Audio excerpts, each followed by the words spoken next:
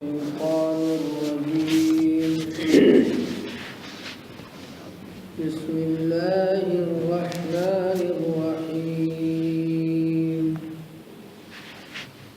الحمد لله رب العالمين الرحمن الرحيم مالك يوم الدين إياك نعبد وإياك نستعين اهدنا الصراط المستقيم صراط الذين أنعمت عليهم غير المغضوب عليهم ولا الضالين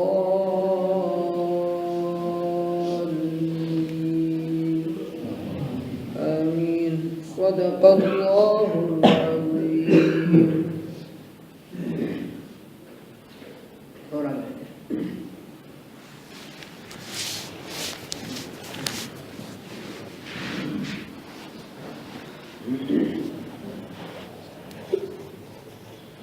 کل قرآن کریم کی تلاوت کے آغاز کے وقت جو دعا پڑھی جاتی ہے یعنی اللہ تعالیٰ کی پناہ میں آنے کی دعا کی جاتی ہے. فاستعذ باللہ من الشیطان الرجیم. شیطان الرجیم سے اللہ تعالیٰ کی پناہ میں آنے کی دعا مانگ لینی چاہیے تلاوت کلام اللہ کے آغاز سے قبل تک. علماء نے اس کو سنت قرار دیا ہے اور اصطلاح تجوید میں اس کو واجب قرار دیا گیا ہے. اعوذ باللہ من الشیطان الرجیم کے بارے میں کہ کیوں پڑھنا چاہیے کہ جب کہ ہم اللہ کے کلام کی تلاوت کرنے جا رہے ہوں اور پھر ہم شیطان مردود سے پناہ مانگ رہے ہوں اللہ کی پناہ میں آ رہے ہوں. ایسا کیوں ہے تو بتا دیا گیا کہ بعض اوقات شیطان کے وساوس اس کے خیالات سے انسان نیک عمل سے رک جاتا ہے. آج آدھی سے زیادہ دنیا جو لیٹی ہوئی ہے سوئی ہوئی ہے اور ابھی اعلان ہوا کہ 10 منٹ رہ گئے طلوع آفتاب میں.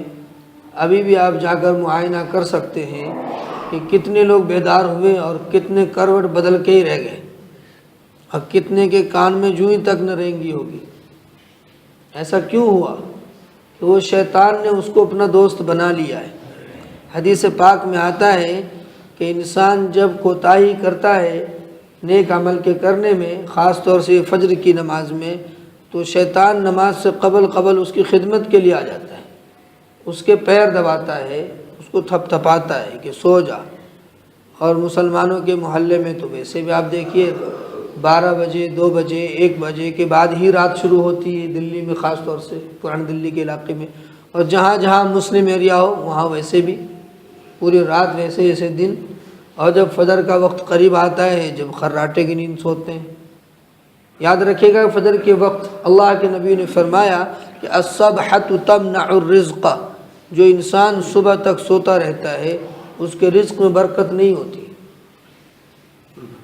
اور مسجد کے گیٹ پر ایک فرشتہ ہوتا ہے ندا لگاتا ہے وہ اپنے ہاتھ میں رجسٹر لے کر رہتا ہے.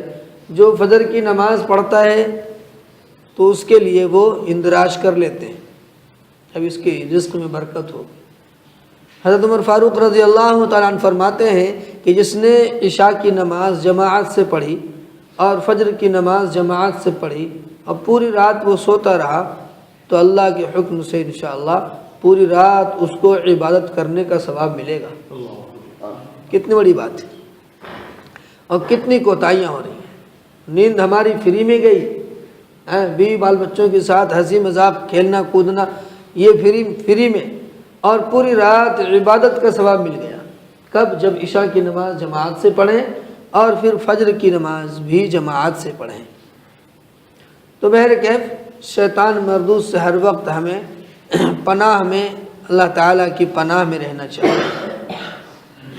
بسم اللہ الرحمن الرحیم. بسم اللہ یہ قرآن کریم کی مستقل ایک آیت ہے.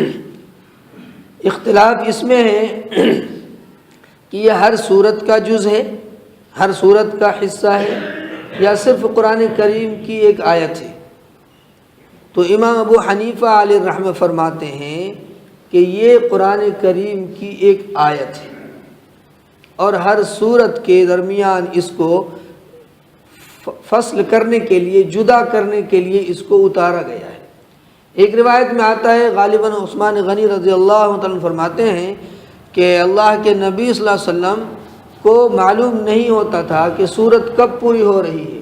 جب بسم اللہ کی آیت اترتی تو اللہ کے نبی صلی اللہ علیہ وسلم پھر دوسری سورت کا آغاز فرماتے، آپ کو معلوم ہو جاتا کہ اب کوئی نئی سورت شروع ہو رہی ہے۔ سورتوں کے نام آپ نے لکھوائے، اور آپ صلی اللہ علیہ وسلم کے اوپر جب آیات اترتی تھیں، چاہے وہ چھوٹی ہو بڑی آیت ہو، اللہ کے نبی صلی اللہ علیہ وسلم وہ فرماتے کہ فلاں سورت میں اس کو لکھ دو۔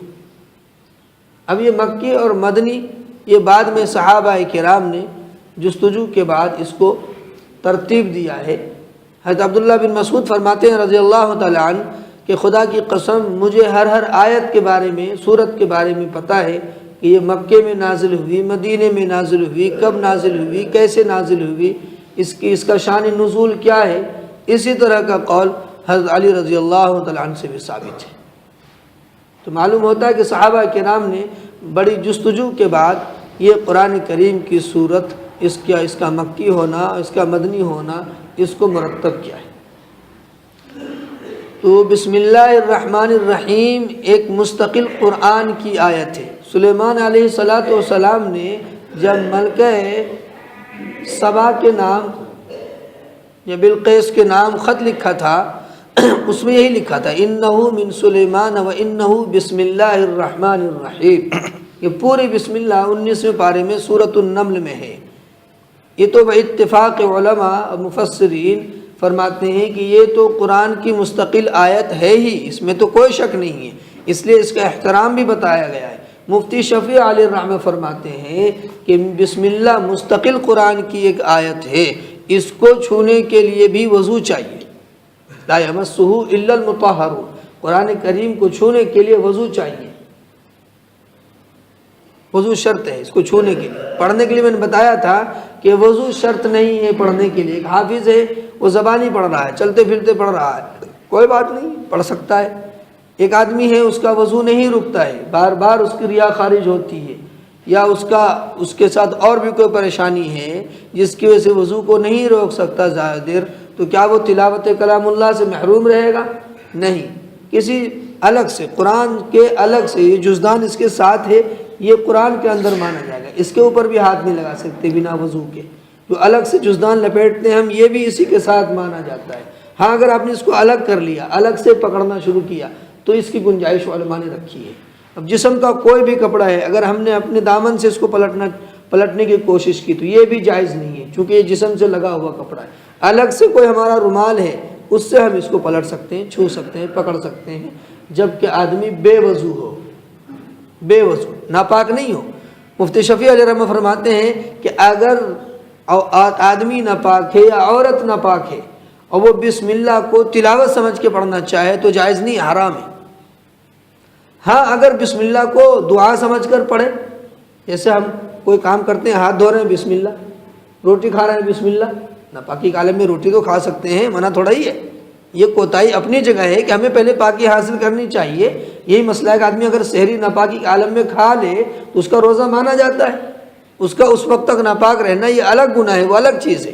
لیکن سحری کا کھا لینا، روزے کا رکھنا، روزے کی نیت کر لینا، اور حتیٰ کہ اگر وہ ظہر تک بھی ناپاک رہا کسی کاہلی سستی کی وجہ سے، تو اس کا روزہ مانا جائے گا، روزے میں کوئی کمی نہیں آئے گی۔ البتہ اس کا وہاں تک اپنے آپ کو ناپاکی کے عالم میں پہنچانا، یہ اس کی اپنی کوتاہی ہے، اور اس میں گنجائش نہیں ہے۔ حدیث میں آیا کہ اللہ کے نبی صلی اللہ علیہ وسلم نے ایک بار اپنی بیویوں سے ملاقات کی۔ ایک صحابی فرماتے ہیں کہ آپ نے ہر بیوی کی ملاقات کے بعد غسل فرمایا، فوراً غسل فرمایا۔ تو صحابی نے کہا حضور آخر میں غسل فرما لیتے، تو اللہ کے نبی نے فرمایا کہ نہیں، تازگی آتی۔ اور پھر حضرت عائشہ رضی اللہ عنہ فرماتی ہیں کہ اللہ کے نبی صلی اللہ علیہ وسلم بیویوں سے ملاقات کرنے کے بعد آپ غسل فرما لیا کرتے تھے۔ اب غسل کی کئی قسمیں ہیں، اب اس بحث میں آپ جائیں گے تو پھر بہت لمبا مسئلہ چھڑ جائے گا۔ اس وقت یہ ہے سر دست کہ بسم اللہ بھی قرآن کی آیت ہے، اس کو بلا وضو ہم ہاتھ نہیں لگا سکتے اگر کہیں ہمیں یہ آیت مل رہی ہے مستقل۔ رہا یہ بات رہی کہ سورت کا بھی جز ہے یا نہیں، کہ سورۃ فاتحہ میں 7 آیتیں ہیں۔ امام شافعی علیہ الرحمہ فرماتے ہیں کہ بسم اللہ سمیت 7 آیتیں ہیں۔ امام شافعی رحمۃ اللہ کے نزدیک سورت کا جز ہے بسم اللہ، لیکن امام ابو حنیفہ علیہ الرحمہ فرماتے ہیں قرآن کی ایک آیت ہے، نہ سورۃ فاتحہ کا جز ہے اور نہ ہی کسی سورت کا جز ہے، حصہ نہیں ہے، حصہ نہیں مانیں گے۔ اگر کسی نے بسم اللہ چھوڑ کے سورۃ فاتحہ پڑھ لی، چھوڑنی تو نہیں چاہیے، لیکن اگر پڑھ لی بسم اللہ چھوڑ کر تو اس کی فاتحہ مانی جائے گی۔ فرض کرو نماز پڑھ رہا ہے ایک آدمی، اگر وہ بسم اللہ نہیں پڑھتا ہے، حالانکہ پورے ائمہ کے نزدیک، چاروں ائمہ کے نزدیک نماز سے قبل جب ہم نیت باندھتے ہیں ثنا کے بعد اعوذ باللہ اور بسم اللہ پڑھنا واجب ہے۔ کیا ہے؟ واجب بمعنی ضروری۔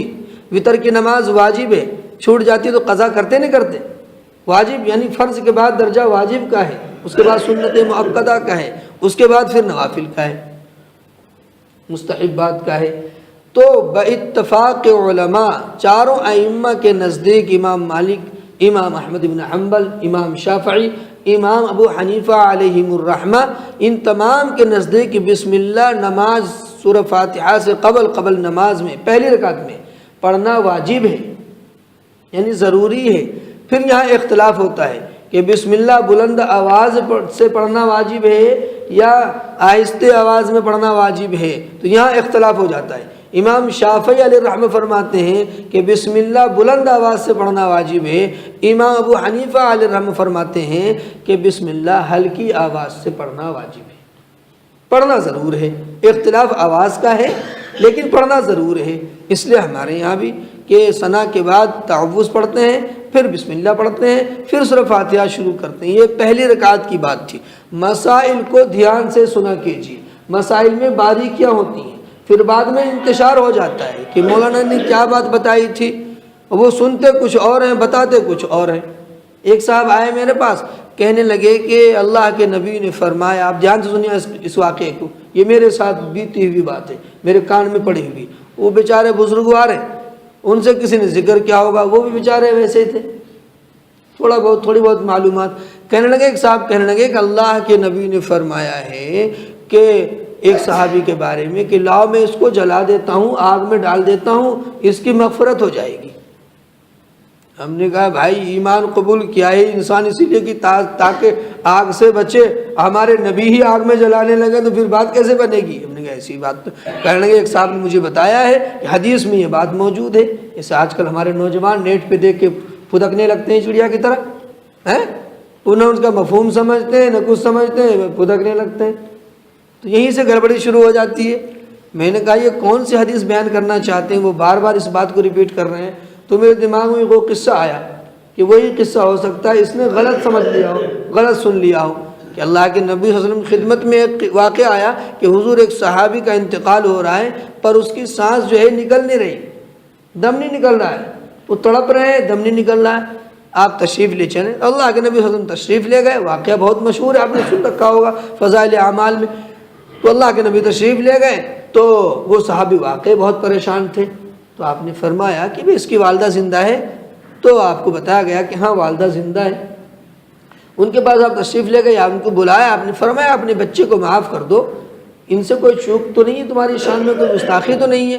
کہنے لگے ہاں یہ بہت اچھا آدمی ہے، تہجد گزار ہے، نمازی ہے، بہت نیک ہے، اس میں کوئی شک نہیں ہے، پر اس کی بیوی ہے اور میں ہوں، یہ جب بات کرتا ہے نا مجھ سے تو بیوی کو ترجیح دیتا ہے میرے اوپر، مجھ سے جب بات کرتا ہے تو تر شروع ہو کے بات کرتا ہے، اس سے مجھے بہت تکلیف ہے۔ ہمارے نبی نے فرمایا صلی اللہ علیہ وسلم کہ بھائی معاف کر دو، جب تک تم معاف نہیں کرو گے اس کی روح نہیں نکلے گی۔ تو وہ والدہ بہت ناراض تھیں، کہنے لگے کہ میں تو معاف نہیں کرنے کا۔ آپ نے فرمایا کر دو معاف، یہ تمہارا بیٹا ہے۔ تو کہنے لگی کہ میں معاف نہیں کروں گی۔ تو جب آپ صلی اللہ علیہ وسلم ان سے التجا کرتے رہے، ان سے درخواست کرتے رہے اور وہ اپنی بات پر مصر تھیں، اور اصرار کر رہی تھی کہ میں معاف نہیں کروں گی، تو اللہ کے نبی صلی اللہ علیہ وسلم نے پھر ان کی رحمت کو متوجہ کرنے کے لیے ارشاد فرمایا کہ بھائی ایسا ہے، لکڑیاں اکٹھی کرو اور اس میں آگ لگا دو اور پھر اس آگ میں اس کو ڈال دو، ویسے تو مرے گا نہیں، ڈال دیتے ہیں تاکہ اس کی روح نکل جائے۔ اس کی رحمت کو متوجہ کرنے کے لیے اللہ کے نبی صلی اللہ علیہ وسلم نے یہ بات ارشاد فرمائی۔ انہوں نے اس قصے کو سن کر وہ سمجھا کہ اللہ کے نبی صلی اللہ علیہ وسلم جو ہے ان کی مغفرت آگ میں ڈال کے کر رہے ہیں۔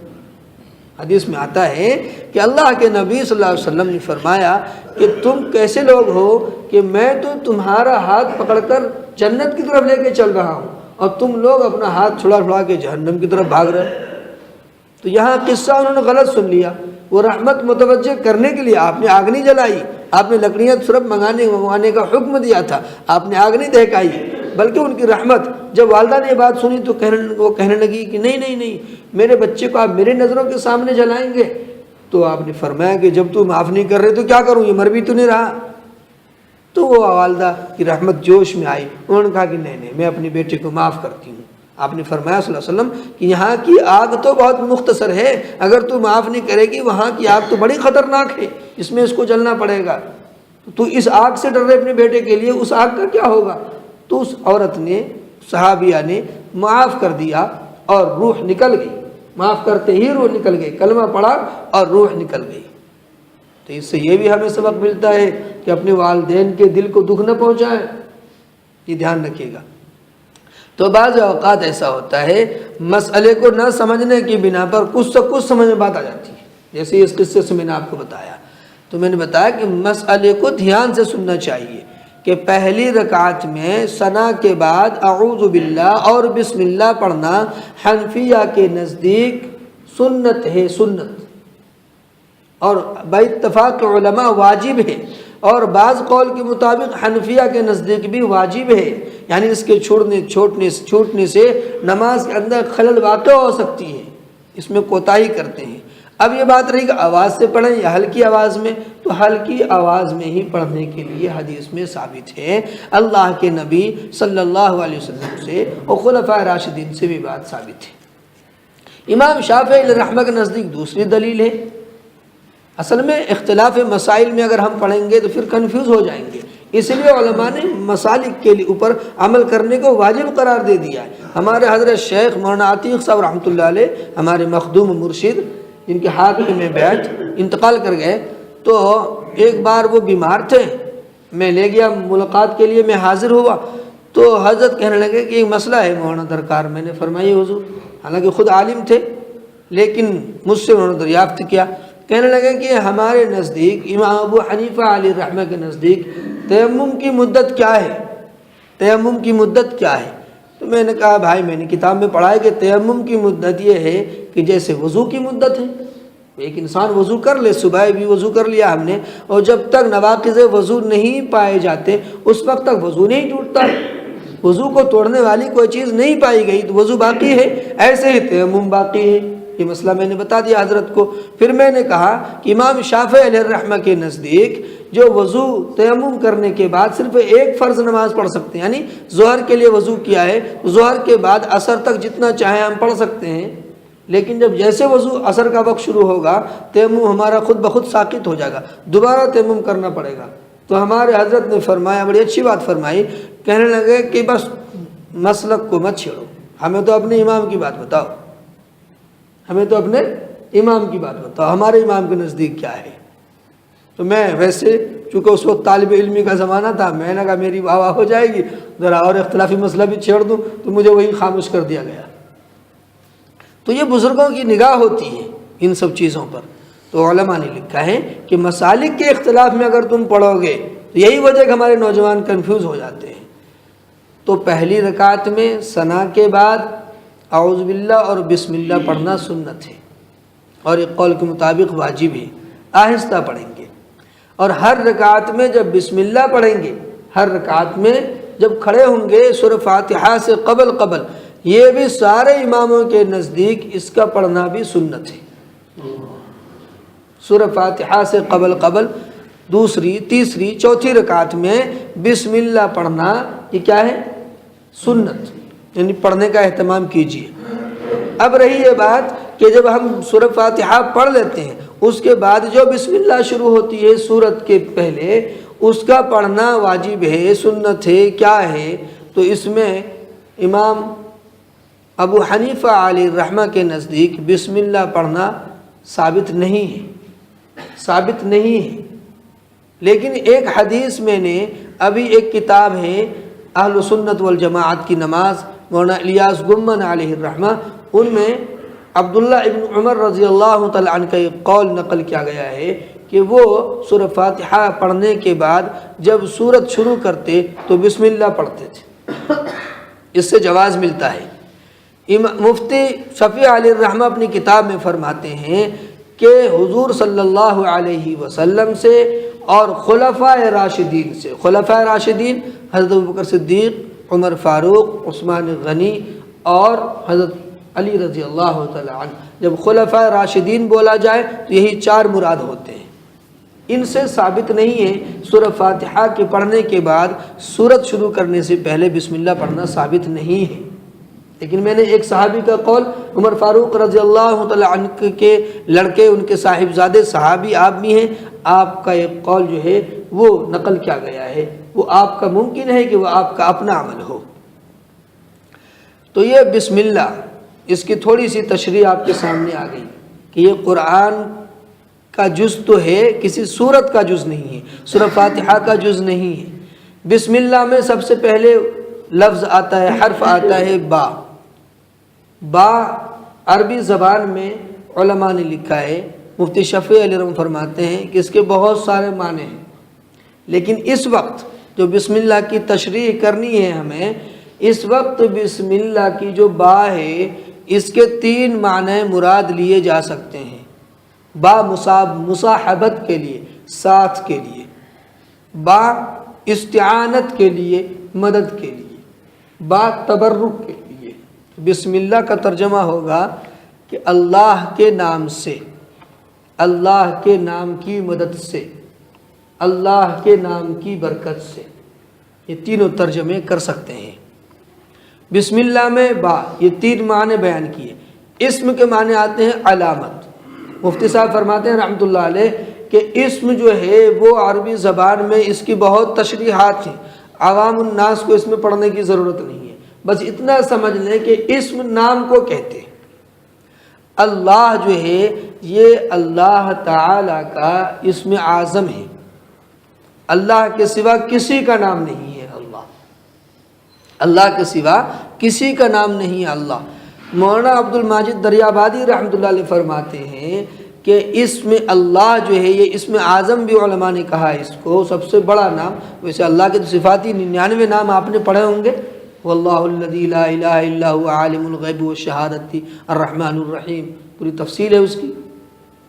فرماتے ہیں کہ اسم اعظم یہ اللہ کا نام ہے، اور لفظ اللہ میں جو مٹھاس ہے وہ خدا میں نہیں ہے، وہ ایشور میں نہیں ہے، وہ گوڈ میں نہیں ہے۔ اللہ کہنے سے مزہ آتا ہے۔ یہی وجہ ہے کہ صوفیاء کرام کے نزدیک جہاں تسبیحات بتائی جاتی ہیں وہاں لفظ اللہ ہی بتایا جاتا ہے ضرب لگانے کے لیے، اللہ اللہ اللہ اللہ، اور اللہ کا تصور رکھو سامنے، تو پھر کچھ دنوں میں تمہارے دل سے زنگ ختم ہو کر، اور پھر وہ اللہ تعالیٰ کی ذات ہر وقت تمہارے سامنے ایسا لگے گا کہ بالکل اللہ مجھے دیکھ رہا ہے، اللہ مجھے دیکھ رہا ہے، اللہ مجھے دیکھ رہا ہے۔ تو انسان گناہوں سے ڈرے گا، اور اس کی جو ہے تصدیق حدیث سے بھی ہوتی ہے کہ اللہ کے نبی نے فرمایا کہ تو جہاں کہیں بھی رہے بس یوں سمجھے کہ اللہ مجھے دیکھ رہا ہے، اللہ کے نظروں کے سامنے ہوں میں۔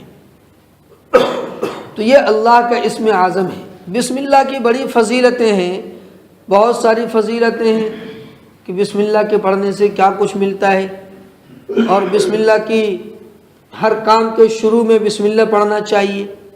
یہ کیوں ہے؟ مفتی شفیع علیہ رحمہ فرماتے ہیں کہ حدیث میں آتا ہے کہ برتن اپنی سراحی کو ڈھکو تو کہو بسم اللہ، گھر کے دروازے کو بند کرو تو بسم اللہ، گھر سے باہر نکلو تو بسم اللہ، گھر میں داخل ہو تو بسم اللہ، کھانا کھانا شروع کرو تو بسم اللہ، وضو شروع کرو تو بسم اللہ، کپڑے پہنو تو بسم اللہ، ہے نا بھائی، چپلیں پہنو، مسجد سے باہر نکلتے ہیں بسم اللہ والصلاۃ والسلام علی رسول اللہ اللہم انی اسألک من فضلک، مسجد میں داخل ہوئے بسم اللہ والصلاۃ والسلام علی رسول اللہ اللہم افتح لی ابواب رحمتک، پڑھتے نہیں پڑھتے؟ نہیں پڑھتے تو یاد کر لیجئے، خالی ہم اللہم افتح لی ابواب رحمتک پڑھ لیتے، اتنی سی دعا یاد ہے، لیکن مکمل سنت داخل ہونے کی کیا ہے؟ اس سے ہم نابلد ہیں، نابلد ہی رہیں گے جب سوتے رہیں گے تو، جب ہم مجلس میں نہیں بیٹھیں گے اور دین کی بات کان میں نہیں پڑے گی تو نابلد ہی رہیں گے، جو پڑھ لیا سن لیا بس وہی ختم۔ اب اگر کوئی نئی بات جو ہماری سمجھ کے اعتبار سے نئی بات ہے، اب ہم نے کوئی نئی بات کیا جو باتیں ہیں حدیث و قرآن کی روشنی میں وہ بتا دی، ہمیں معلوم نہیں ہے تو ہمیں وہ بات نہیں لگتی ہے۔ ایک بزرگ تھے، میں نے اپنی لال مسجد میں جمعہ کے دن امام صاحب نہیں تھے، تقریر کی، اس میں کوئی بات یا کوئی مسئلہ آیا ہوگا تو وہ آئے، داڑھی منڈے تھے، بالکل کلین شیف، صفن صفا، کہنے لگے تم نے یہ بات کہی؟ میں نے کہا بالکل حدیث میں یہ بات۔ کہنے لگا چھوڑو، نئے نئے مولوی نئی نئی باتیں، نئے نئے مولوی نئی نئی باتیں۔ اب میں نے کہا ان کو کیا سمجھاؤں، بیچارے کو پتہ ہی نہیں۔ تو اس لیے جو بات کان میں نہیں پڑتی ہے تو وہ بات سمجھ میں بھی نہیں آتی ہے، تو اب کان میں پڑے گی جب ہم مجلس میں بیٹھیں گے۔ تو بتایا کہ جو ہم داخل ہوتے ہیں مسجد میں تو بسم اللہ، ہر کام کے شروع میں اللہ کے نبی نے فرمایا صلی اللہ علیہ وسلم کہ ہر اہم کام کو شروع کرنے میں جو انسان بسم اللہ نہیں پڑھتا ہے وہ کام ناقص رہ جاتا ہے، وہ کام ادھورا رہ جاتا ہے۔ مفتی شفیع علیہ الرحمۃ نے فرمایا کہ اس میں مصلحت کیا ہے کہ جب دیکھو بسم اللہ، جب دیکھو بسم اللہ سے شروعات کی جاتی ہے، ایسا کیوں ہے؟ یعنی یہ اقرار کرتا ہے ایک ایمان والا مومن کہ اللہ تیرے ہی نام کے ساتھ میرا جینا ہے، تیرے ہی نام کے ساتھ میرا مرنا ہے، زندگی کا ہر عمل تیرے ہی نام سے ہے، تیرے ہی لیے ہے۔ اور اس کی تصدیق قرآن بھی کرتا ہے، قل ان صلاتی ونسکی ومحیای ومماتی للہ رب العالمین، کہ میری زندگی، میری نماز، میری قربانی، میرا جینا، میرا مرنا، ہر چیز اللہ تیرے لیے ہے۔ تو یہ بسم اللہ اس لیے بار بار پڑھی جاتی ہے تاکہ اللہ کے نام کی عظمت میں ہمارے دل میں بیٹھ جائے کہ اللہ بھی کوئی ذات ہے کہ جس کسی کام میں ہم اللہ کا نام لیں گے انشاءاللہ وہ کام پائے تکمیل کو پہنچ جائے گا۔ اللہ، یہ اللہ کا اسم اعظم ہے۔ الرحمن، یہ اللہ کا صفاتی نام ہے۔ الرحمن کے بارے میں مولانا عبد المجید دریابادی رحمۃ اللہ علیہ فرماتے ہیں کہ الفاظ ہیں نہیں کہ اس کا ترجمہ کیا جائے، الفاظ نہیں ہیں کہ اس الرحمن کا میں ترجمہ کروں۔ فرماتے ہیں مفتی شفیع علیہ الرحمہ اپنی کتاب معارف القرآن میں کہ رحمان کا ترجمہ یوں سمجھو عامۃ الرحمہ، ہر چیز کو اللہ کی رحمت جو ہے وہ شامل ہے، جانور ہوں، انسان ہوں، درند ہوں، پرند ہوں، چرند ہوں، دنیا کی ہر چیز پر اللہ کی رحمت عام ہے، یہ الرحمن ہے۔ وہ فرمایا کہ رحمان اللہ کا نام ہے، جیسے اللہ کسی بندے کا نام نہیں ہو سکتا، رحمان بھی کسی انسان کا نام نہیں ہو سکتا، اور رحمان کی واحد رحمان ہے، اس کا کوئی تثنیہ نہیں آتی، اس کی کوئی جمع نہیں آتی۔ اللہ اللہ کا نام ہے، اس کی بھی کوئی تثنیہ نہیں آتی، اس کی کوئی جمع نہیں آتی، واحد ہے، ایک ہی نام ہے، اس کی کوئی جمع نہیں ہو، کوئی تثنیہ نہیں، یعنی بہت سارے اکٹھے نہیں ہو سکتے۔ اب رہی بات رحمان، رحمان تو ہم نام رکھتے ہیں، تو لکھا ہے مفتی شفیع صاحب علیہ الرحمٰ نے کہ صرف رحمان کے نام سے کسی کو پکارنا گناہ ہے۔ کسی کا نام اگر رحمان ہے، رحمان نہیں، وہ عبد الرحمن ہے، رحمان کا بندہ ہے، رحیم ہے، عبد الرحیم ہے، ستار عبد الستار ہے، غفار عبد الغفار ہے، غفار کا بندہ ہے، رحمان کا بندہ ہے۔ اب دیکھیے نا کہ رحمان جو ہے، رحمان کے لیے اللہ تعالیٰ نے رحمان اپنے لیے رکھا ہے، جبھی تو کفار مکہ کے سامنے جب الرحمن علم القرآن، انہوں نے کہا رحمان کس کا نام ہے بھائی؟ اللہ کو تو جانتے تھے، وہ رحمان کو نہیں جانتے تھے۔ تو قرآن کی آیت اتری قل ادعوا اللہ او ادعوا الرحمن ایما تدعوا فلہ الاسماء الحسنی، آپ کہیے ان سے جیسے وہ ہمارے وہ بزرگ نے ہم سے کیا کہا کہ نئے نئے مولوی نئی نئی باتیں، ویسے وہ کہنے لگے کفار مکہ کہ اللہ کو تو ہم جانتے ہیں، رحمان کو تو ہم جانتے ہی نہیں، یہ رحمان کیا چیز لے کر آ گئے تم؟ تو اللہ نے فرمایا آپ ان کو بتائیے، قل ادعوا اللہ، آپ کہیے کہ اللہ کو اللہ کے نام سے پکارو، اب ادعوا الرحمن، یا رحمان کے نام سے پکارو، برابر ہی ہے۔ اور اللہ فرماتے ہیں آگے وَلَهُ الْأَسْمَاءُ الْحُسْنَى، اس کے لیے اور بھی بہت سارے نام ہیں، اچھے اچھے بہت نام ہیں، 99 نام تو ہم پڑھتے ہیں، دیکھتے ہیں، سنتے ہیں۔ تو رحمان کو اللہ تعالیٰ نے اپنے پیغمبر کو بھی نہیں دیا، رحیم تو اللہ کے نبی صلی اللہ علیہ وسلم کے لیے رحیم دیا گیا ہے کہ حریص علیکم بالمؤمنین رؤوف الرحیم، اللہ کے نبی کے لیے رحیم کا لفظ دیا گیا ہے، یہ صفت، لیکن رحمان کا نام نہ صفاتی نہ اصلی اللہ کے نبی کو نہیں دیا گیا، اپنے لیے رکھا گیا، جیسے اللہ اپنے لیے رکھا گیا، رحمان بھی اپنے لیے رکھا گیا ہے۔ رحیم میں اللہ کے نبی صلی اللہ علیہ وسلم کو شریک کر لیا گیا ہے کہ آپ کے اندر بھی رحمت تھی۔ اور عالمین، اللہ نے فرمایا رب العالمین، میں رب العالمین ہوں، تو میرے جو پیغمبر ہے وما ارسلناک الا رحمۃ للعالمین، یہ بھی سارے جہانوں کے لیے رحمت ہے۔ تو ہمارے نبی کے لیے بھی بہت سی جگہوں میں ایسا کیا گیا ہے، اور بہت مختصر وقت میں بہت قیمتی بات بتانے جا رہا ہوں کہ یہ دیکھیے آپ کلمہ پڑھتے ہیں کہ لا الہ الا اللہ، لا الہ الا اللہ، یہ 12 حروف ہیں، لا الہ الا اللہ۔ مولانا طارق جمیل صاحب تشریف فرماتے ہیں جب میں نے سنا تو میں نے نوٹ کر لیا، پھر میں نے دیکھا حقیقت یہی ہے۔ دیکھیے اب لا الہ الا اللہ یہ 12 حروف ہیں، اس میں کوئی نقطہ نہیں ہے۔ محمد الرسول اللہ 12 حروف ہیں، اس میں بھی کوئی نقطہ نہیں ہے، یعنی اتنا وزن رکھا ہے اپنے نام اور محمد کے نام کے ساتھ۔ محمد میں کوئی نقطہ نہیں ہے، اللہ میں کوئی نقطہ نہیں ہے، احمد میں کوئی نقطہ نہیں ہے، اللہ میں کوئی نقطہ نہیں ہے، ٹھیک ہے؟ ایسے بہت سارے واقعات ہیں۔ اور جیسے کہ کلمہ لا الہ الا اللہ میں آپ دیکھیے کہ 12 حروف ہیں، آپ گن کے دیکھ لینا، 12 حروف ہیں، نقطہ کوئی نہیں۔ نقطہ کیوں نہیں ہے؟ بتایا کہ جس لفظ جس حرف پر نقطہ ہوتا ہے وہ کمزور ہوتا ہے، وہ نقطے کا محتاج ہوتا ہے، کہ با بن نہیں سکتی جب تک اس کے نیچے نقطہ نہیں ڈالیں گے، وہی نقطے کو ہم اوپر ڈال دیں گے وہی تا بن جائے گی، اور 3 نقطے ڈال دیں تو سا بن جائے گی، بنے گی نہیں بنے گی؟ اب جیم کے پیٹ میں نقطہ ڈالیں گے تو جیم بنے گا، نقطہ اڑا دیں گے تو ہا بن جائے گی۔ اس لیے کہتے ہیں کہ ایک نقطے سے فرق آتا ہے کہ ہم نے خدا لکھا اور اس نقطے کو اٹھا کے نیچے لکھ دیا، جدا ہو گیا، خدا سے جدا ہو گیا۔ تو نقطے والا جو حرف ہے وہ کمزور ہوتا ہے بنسبت بنا نقطے کے۔ اب جس کے پاس نقطہ نہیں ہے، الف ہے، یہ کسی کا محتاج نہیں کہ نقطہ آئے گا تو میں الف بنوں گا، کوئی بات نہیں۔ ہا ہے، اس میں نقطہ نہیں ہے، تو نقطہ نہیں ہے تو وہ کسی کا محتاج نہیں ہے کہ بھائی نقطہ آئے گا تو ہم ہا کہلائیں گے، نہیں تو ہم بیٹھے رہیں گے انتظار میں، ایسا نہیں ہے۔ تو لا الہ الا اللہ 12 حروف، نقطہ کوئی نہیں ہے۔ محمد الرسول اللہ 12 حروف، نقطہ کوئی نہیں ہے۔ کتنا ہے؟ اللہ تعالیٰ نے بیلنس رکھا ہوا ہے، حروف بھی برابر رکھے، نقطے بھی کوئی نہیں ڈالے۔ اور دیکھیے محمد میں نقطہ کوئی نہیں ہے، یا ہے کوئی نقطہ نہیں ہے، اللہ میں نقطہ کوئی نہیں ہے۔ احمد اللہ کے نبی کا نام آسمان سے اترا، محمد دادا عبد المطلب نے، حالانکہ وہ نام بھی اللہ کی طرف سے منتخب تھا، محمد بھی اللہ کے نبی صلی اللہ علیہ وسلم کا نام آسمانی نام ہے، لیکن عبد المطلب کی زبان پر آ کر کے وہ نام رکھا گیا۔ احمد جو ہے یہ آسمانی ہے نام، یہ اللہ نے از خود رکھا ہے کہ، اور کتاب میں قرآن مقدس میں اس کا ذکر بھی ہے۔ محمد جو نام ہے یہ بھی قرآن میں جگہ بجگہ تقریباً 4 جگہ محمد کا ذکر ہے، یہ کل میں بتاؤں گا آپ کو۔ اور ایک واقعہ بھی میں کل آپ کو سناؤں گا کہ اللہ کے نبی صلی اللہ علیہ وسلم کی جو سیرت ہے اس کو بیان کرنے کے لیے ایک بہت بڑے عالم ہیں، انہوں نے کتاب لکھی ہے، اس کتاب میں بھی پوری سیرت کی کتاب میں کوئی نقطہ ہی نہیں ہے۔ یہ واقعہ ہم آپ کو کل بتائیں گے۔ الحمدللہ رب العالمین والصلاة والسلام علی سید المرسلین وصحبہ اجمعین۔ ربنا ظلمنا انفسنا وان لم تغفر لنا وترحمنا لنكونن من الخاسرین۔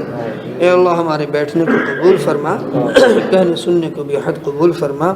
اے اللہ ہم تمام مسلمانوں کی مغفرت فرما، پریشانیوں کو دور فرما، حالات کو درست فرما، ہمارے جو بھائی بیمار نے شفا نصیب فرما، سارے عالم اسلام میں امن و آشتی قائم فرما، بھائی چارگی قائم فرما، تمام مسلمانوں کے دلوں کو یکجا فرما، اتحاد و اتفاق نصیب فرما۔ اے اللہ موت کی سختی سے حفاظت فرما، قبر کے عذاب سے حفاظت فرما، محشر کی رسوائی سے حفاظت فرما۔ اے اللہ اپنی رضا نصیب فرما، اپنے نبی کی محبت نصیب فرما، اور اس قرآن کریم کی محبت میں اسی طرح ہمیں خوب سے خوب تر اور خوب سے خوب لگن کے ساتھ ہمیں اپنے کلام کے تشریحات کو، اس کی تفصیل کو اور اس کے ترجمے و مطالب کو سمجھنے کی کوشش عطا فرما، اور اس کی تلاوت کرتے رہنے کی توفیق عطا فرما۔ اپنے فضل و کرم سے ہمارے بیٹھنے کو بے حد قبول فرما۔ ربنا تقبل منا انك انت السميع العليم وتب علينا انك انت التواب الرحيم، وصلى الله تعالى على خير خلقه محمد وآله وصحبه اجمعين برحمتك يا ارحم الراحمين۔